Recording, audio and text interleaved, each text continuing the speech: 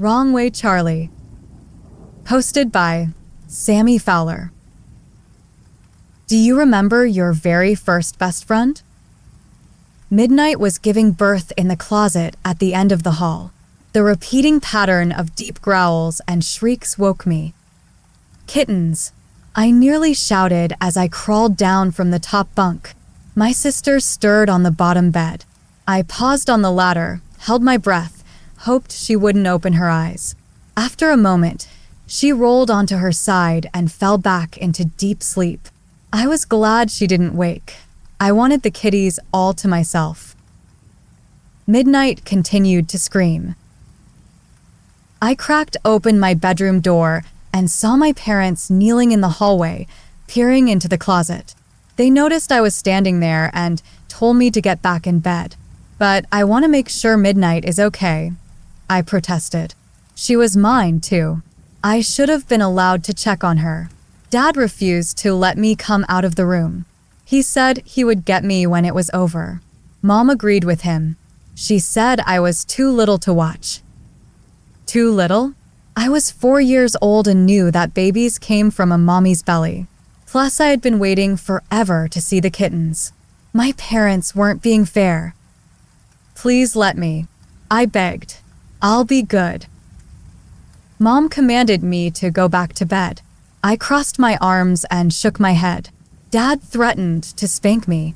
I stomped my foot and cried, thinking a tantrum would make them understand that I was right and they were wrong. Dad didn't care much for my new approach. He picked me up by the arm and carried me to my bed. He said to keep quiet or else he would take the nightlight and lock me in the dark. It's not fair, I screamed, instantly regretting it. Dad squeezed my arms so tight that I began to cry for real. When he let go, I rubbed the spot, trying to make it look worse than it really was. He told me I was punished, then pulled the night light from the wall. No, don't, I cried out.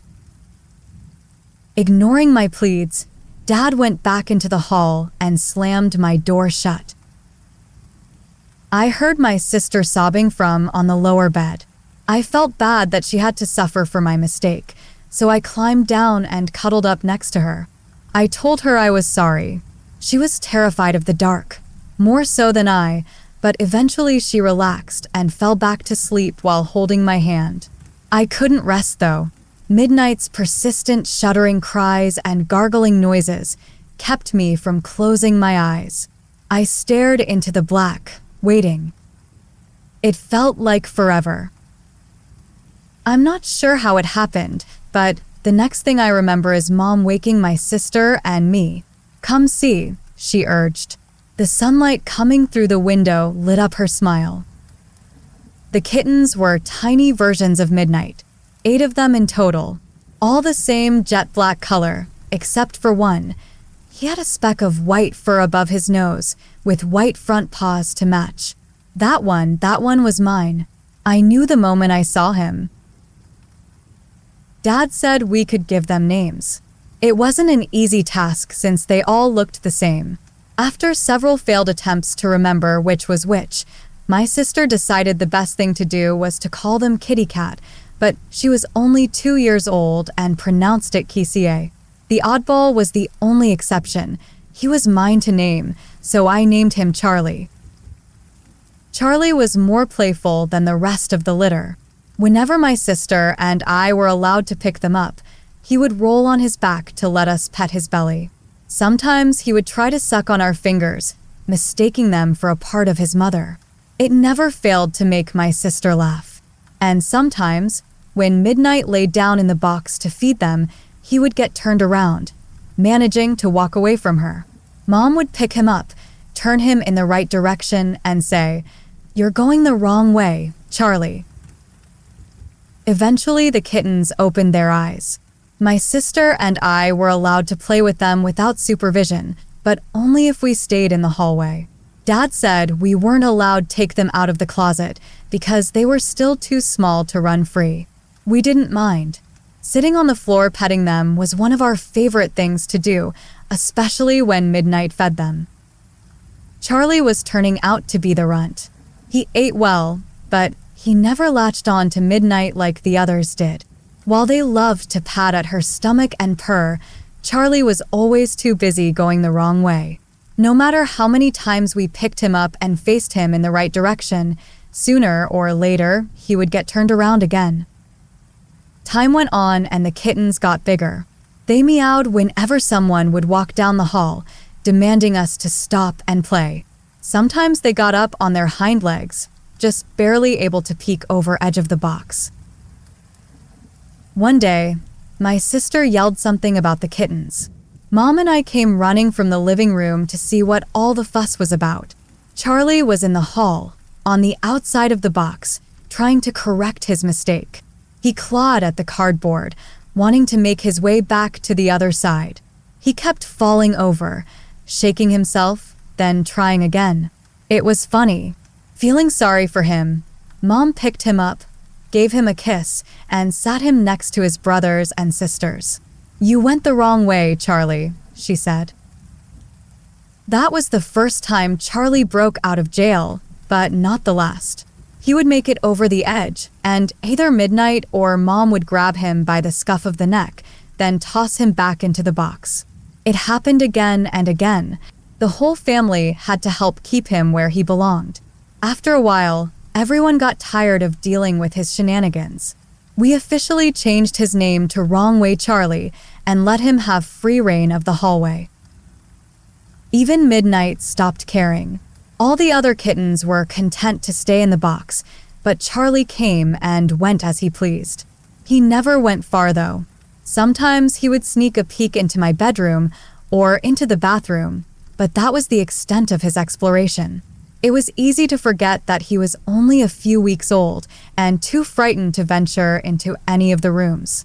The box and hallway was the only world that he knew, the only place he felt safe. A few days later, I woke to the sound of Grandma's voice coming from the living room. She was talking to my sister about making her a new dress. No one told me Grandma was coming over. I thought, excited to see her, to see if she brought me a present. I jumped out of bed and ran down the hallway. I feel this soft crunch under my foot. What was that? I turned around to see what I had stepped on. Then I screamed. Wrong Way Charlie crawled toward me. The back half of him was crushed and twisted. Horrible sounds escaped from his small mouth. Mia. I continued to scream. Charlie was still trying to crawl toward me while making that resounding, awful sputter. His body trembled, and his little head twitched incessantly. Mom came running down the hall, my sister right behind her. Blood was everywhere, a trail of gore soaking into the carpet. All I heard was screaming, screaming, screaming, screaming. It echoed down the hallway and throughout the years. Midnight leaped out of the closet and ran toward me. Wide-eyed, she hissed and swatted, then lapped at the blood flowing from Charlie's gaping mouth. Grandma grabbed a hold of me, held me close. My sister pressed her face into Grandma's side so she wouldn't have to see. Mom and Charlie were still screaming, still making those appalling noises. I couldn't tell them apart. It's still alive. Mom wailed. It's still alive. Oh my God, what do I do? Though Grandma tried to protect me, I couldn't look away. Charlie was crying in agony. The look on his little face said, "Why is this happening to me?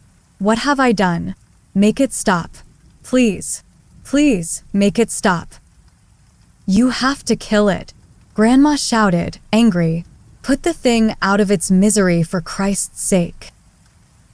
Mom ran into the living room and turned the corner. I heard a drawer in the kitchen pulled open then slammed shut. She came running back, hammer in hand. Mom shrieked. She pounded the hammer down on Charlie's head over and over and over again while Midnight attacked her, trying to protect the kitten. And yet Charlie still crawled toward me, gurgling, "Mia, Mia hag." Midnight kept scratching and hissing. Mom kicked her away and brought the hammer down again. After the 5th or 6th drop, Charlie finally stopped making the awful noises. Chunks of his skull and brain littered the hallway. It was hours later before I calmed down enough to understand what had happened. Mom told me that it was okay. Dad said it wasn't my fault. They said these things as they cleaned up the mess that used to be Charlie. But it wasn't okay, and it was my fault. My kitten got hurt because of me. If I hadn't been running, my Charlie would be alive. I killed him. Charlie was my first best friend, my first responsibility, and my first introduction to death. He'll always be with me. Even now, after all these years, every time I walk down a fucking hallway, I see wrong way Charlie's mangled little body crawling toward me.